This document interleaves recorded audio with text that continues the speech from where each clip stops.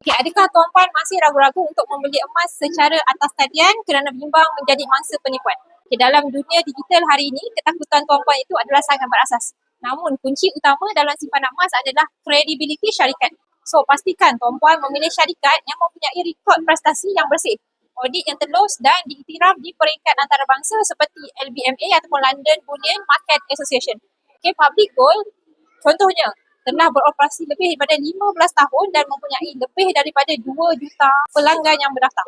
So, setiap transaksi tuan-puan disertakan dengan invoice rasmi dan emas yang dibeli boleh disahkan ketulinannya di mana-mana kedai emas ataupun arahan. So, jangan sesekali terpedaya dengan tawaran emas yang terlalu murah di bawah harga pasaran dunia. Okay, kerana emas today mempunyai nilai harga lantai yang standard. So, bagi tuan-puan yang nak mulakan tabungan emas dengan selamat, tuan-puan boleh terus isi borang saya di bawah untuk saya bantu tuan-puan daftar akaun secara percuma dan saya akan bimbing tuan-puan sebaiknya.